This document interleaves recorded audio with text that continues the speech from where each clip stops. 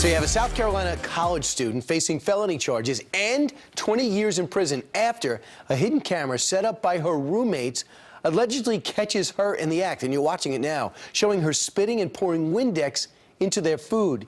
King's roommates set up the hidden camera after they suspected she was up to no good.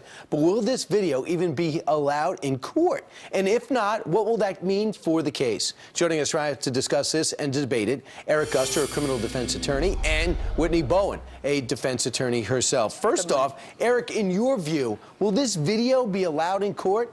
It should be allowed in court. The roommates, that was their house. They had control of the house, and they set it up to catch this roommate who was spitting in their food and putting chemicals in their food, which is extremely dangerous. Whitney, before we push you to the side, we saw you shaking your head. You do not believe it'll be allowed because it was the day before earlier when she did that thing, and that's why the roommates set this up. Why don't you think it'll be allowed? I think it will not be allowed because it violated her right to privacy. It was surreptitiously recorded without her consent, and we don't allow things like that to be admissible in court because it sets a bad precedence. It violates our right to privacy, and it violated her right to privacy. It's not coming in. There's no right to privacy in your kitchen that is shared with other people, though. It would be different if this was in her. It is their shared home.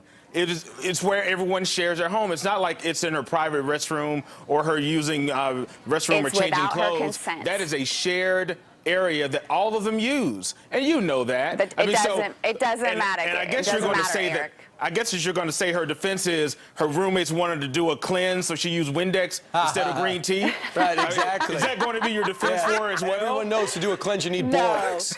But real quick, let's just say, number one, if this is thrown out, if Eric, you're wrong, and Whitney, you're right, what does this do to the case? First, you, Whitney.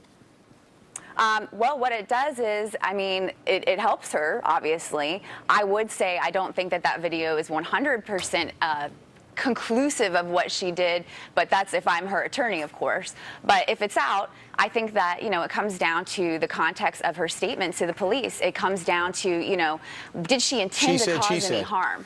Right. It comes down to, did she intend to cause any harm? And that's what's required by the statute, and she's presumed innocent. And Eric knows that. I mean, that's how this works, you know? It's our system of justice. And I agree. If the video is out, they will have trouble proving it because several people had access to the kitchen. So proving who did it would be a problem unless she gave a statement, which so many defendants do.